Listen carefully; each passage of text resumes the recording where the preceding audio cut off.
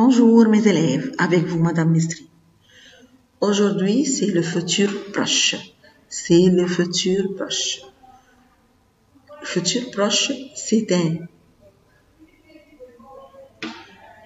futur qui passé devant. يعني ايه؟ يعني هو زمن الحاجة بتحصل فيه بعد شوي.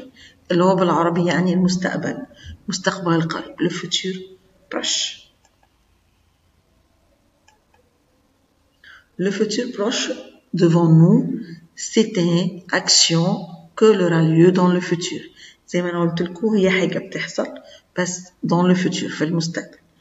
الموكلي بتاعته يعني ازاي أعرف أفرق. احنا خدنا قبل كده البريزون اللي هو ceci que passe maintenant الحاجة اللي بتحصل دلوقتي. مي الفوتور الحاجة اللي بتحصل بعدين قدام. يبقى أنا لازم أميز إيه الموكلي بتاعت البريزون احنا خدناها قبل كده aujourd'hui maintenant en ce moment. والموكلي بتاعتي النهاردة اللي هي le futur proche.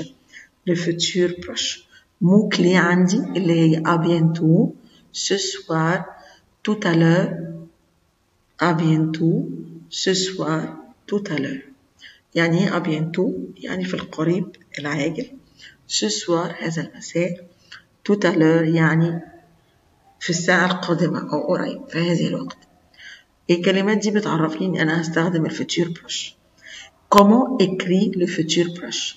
Comment écrit le futur proche؟ يعني إزاي هكتب الفوتور بروش؟ لازم أكون حافظ verbe aller. ده مبدئيا. يبقى verbe aller. وهعمل إيه جنب verbe aller؟ هحط الverbe à l'infinitif. يعني إيه يا مدام الانفينيتيف؟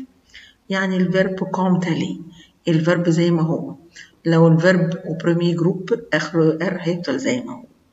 لو الverbe au deuxième groupe آخره R هيفضل زي ما هو. لو verbe au troisième groupe برضو شكله هيفضل زي ما هو سواء كان آخره RE أو ER شكل الverbe زي ما هو. هو ده الانفينيتيف. طيب نقول مع بعض verbe aller. je vais, tu vas, il va, elle va, nous allons, vous allez, ils vont elles vont. يبقى أنا عندي verbe aller وإحنا خدناه قبل كده بيقول je vais, tu vas, il va, elle va, nous allons, vous allez, ils vont, elles vont. Pardon, je m'excuse à ma voix. بعتذر عشان صوتي. يبقى أنا هقول verbe aller plus الverbe à l'infinitif. devant nous زي ما احنا شايفين في الإكزامبل je vais manger. حطيت verbe manger من غير ما أغيره. ما شلتش منه R ولا حطيت له ولا أي حاجة. خدت verbe manger زي ما هو بشكله الأساسي اللي هو اسمه infinitif. je vais manger, tu vas manger, il va manger, nous allons manger, vous allez manger, ils mangent, ils vont manger, elles vont manger. واحنا اهو حاطين verbe aller. je vais, tu vas, il va, elle va, nous allons, vous allez, ils vont, elles vont.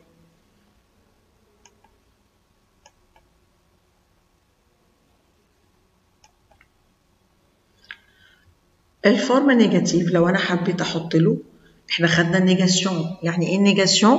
يعني النفي نيجاتيف. شكل النيجاتيف avec le ne et pas.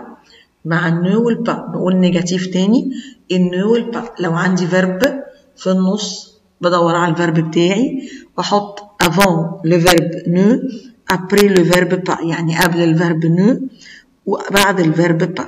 طب الفورم نيجاتيف انا عندي هنا دو verb. عندي فيربين verbe aller والverb اللي انا بشتغل عليه. بكتبهم ازاي؟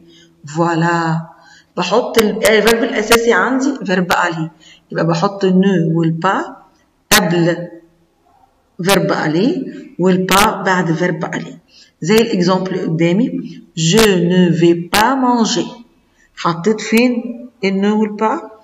avant le v ou après le v. يبقى avant le verbe je mets ne, après le verbe je mets pas.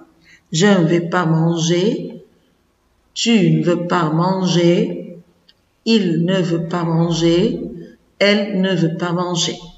nous n'allons pas manger, vous n'allez pas manger, ils ne vont pas manger, elles ne vont pas manger.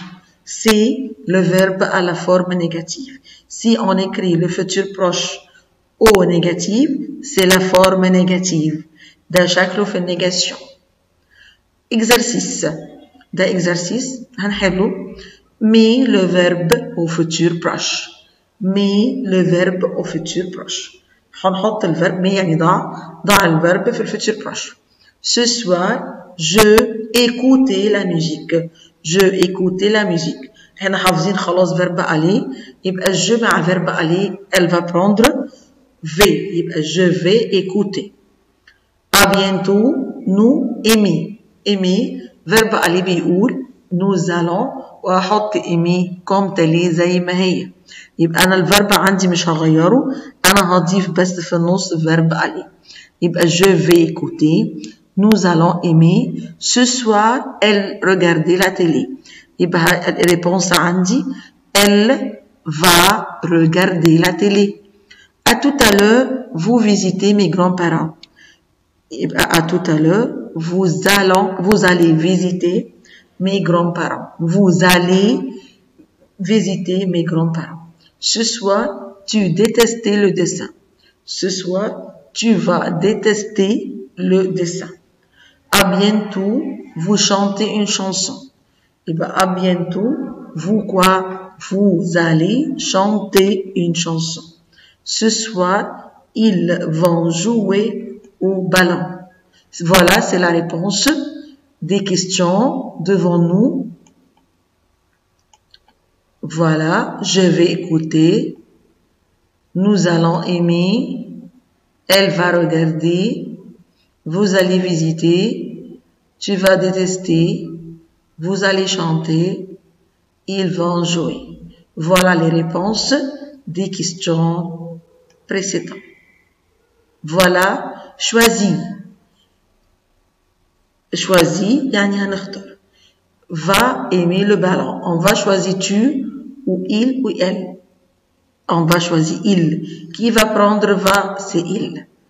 Allons va prendre nous. Nous allons.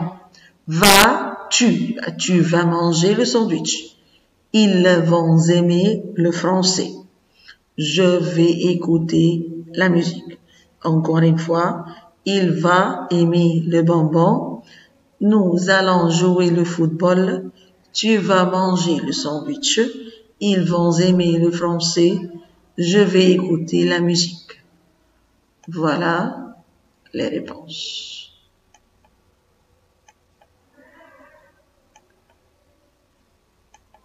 Merci à vous.